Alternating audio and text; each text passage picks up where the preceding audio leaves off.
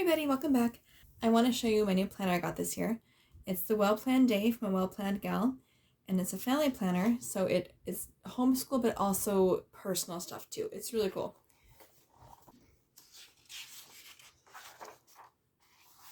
So this year, important dates. In the school year memories, you can put your photos here and then favorite field trip, favorite topic, etc. And she has all this information on how to plan your year. She uses acronyms throughout the book. There's 3 acronyms for planning, and then each one, of course, has a word to go with it. And then she has a little chart that shows how to use the acronym to plan. So this one, it's aspire. So you have area of focus, specify a desire, period of time, implementing, recognize obstacles, and effective date. Then she has some blank ones for you.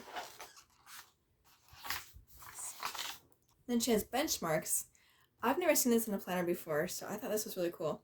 She has the subjects here, and then every 6 weeks is a different box. So 30 days, 60 days, etc. And then for each subject, it tells you where you should be in that subject or book or what lesson, however you want to do it, what chapter, whatever. And so as the year goes on, you can reevaluate and say, okay, well, here we are in December, but we're only here. We need to add extra history lessons to get caught up or whatever. It's really cool. I'm excited to use that. I think it will make planning a lot easier and keeping on track a lot easier. So to do this, she has the class plan. And you have the subject here and then what curriculum you're using for first semester and second semester. And then this is student information up here and additional literature expenses. And then here you have the benchmark. So there's enough room in this planner for 4 different students. But I think if you had more than that, you could probably just divide it in half, have 2 students per page.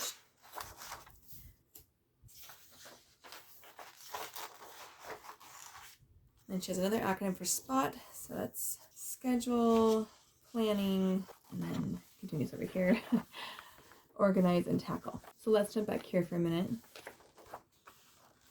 She shows how to organize your schedule with 1 student, 2, 3, or 4 students. As you can see, the subjects have an empty 2 spaces below each one. So you do have room for 4 students, or you can even add a different subject here, which is what I find to do. And then each line has a box behind it you can check off as you get it done. They have a to-do this week, a dinner menu, what you're organizing, and then weekend activities. She also has a teaching tip each week. And then here's a school schedule with the times, which I think is going to be very handy. Earlier, she suggests making copies of this to try out different schedules, because there's only 1 in the book. The 3rd acronym is evaluate. Here's how to use the evaluation sheet. So this is a 30-day one, so each student's up here, and then where they are in their lessons. And then here you can say, a note about where they are ahead, behind, and then what to do to change that or get them caught up or whatever you're changing there. And then she suggests having a reward for doing a good job every 6 weeks and making it specific to each child. Notes, this is my messy handwriting. More notes. So I really like that she has the previous month, the current month, and the next month. I find that very helpful for planning. She has QR codes throughout the book for different tips and tricks and training.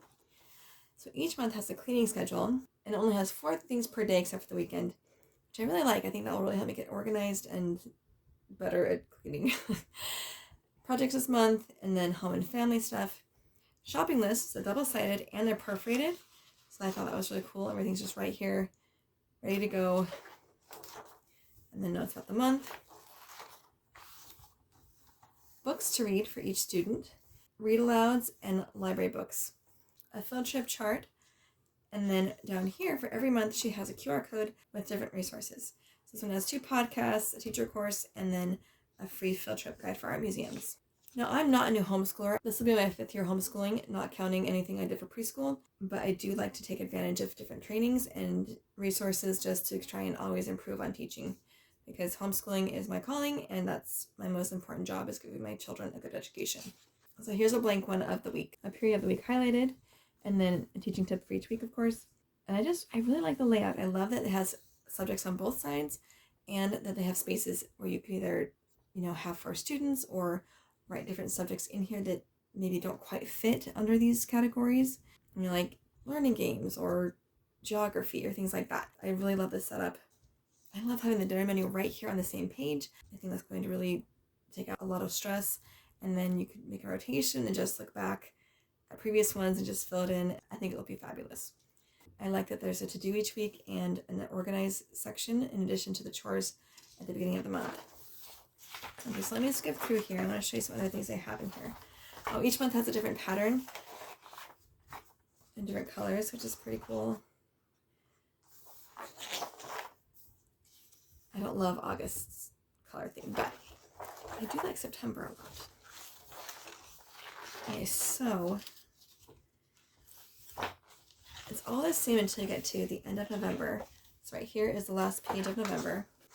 And then here you have everything to help you get ready for the holidays. So you have greeting cards, the information like photographer, printing, etc., decorating checklist, decorating shopping list, what you want your celebrations to involve this year, events and parties. It has what the date and time, location, and what you're bringing, holiday plans,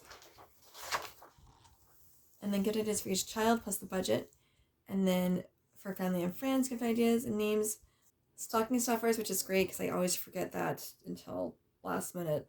I'm not very good with planning ahead for these. And then it's really cool here, they have different stores, the name of the store up here, and then all the gifts here, so you can consolidate this to make shopping easier. Love that. Here's a to-do list. And then online shopping of Amazon, Etsy, and then other websites. You can just put the website name and then whatever you're getting there. And then for traditions, tradition planning, notes to do. And then it goes back into normal scheduling. Now back here, after December, is where you have one of the check-ins. So you can fill this out where every kid is at and what they're doing, and then evaluate and pick rewards. And then here, they have a page of successes for each student, and then semester notes. Here is the attendance record, again for each student, and also your grading log, progress and accomplishments, and then a grading scale. And that again is for each child. Page of notes, and then it goes back into the normal layout. Now back here at the end, they can have the evaluation for 120 days, 150 days, and then 180 days, which is 36 weeks. And if you're new to homeschooling, most curriculums are 36 weeks, and then the school year is 36 weeks as well. Okay, successes again, attendance record, and for each student.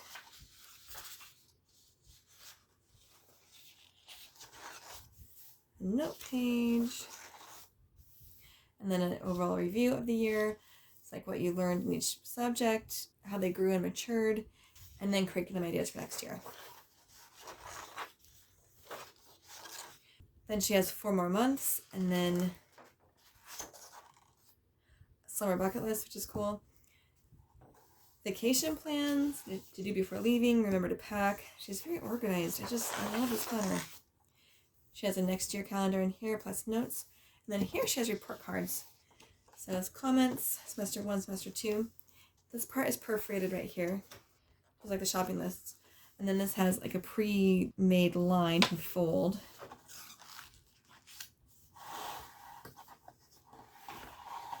So the student name and grade, the subjects you took, what you did for each semester, and then the final grade, attendance, grading scale, and then literature completed in each semester, and then enrichment and events in each semester. So that's really cute. It just folds in half, and then your kids can have it. Oops, I should turn it the other way.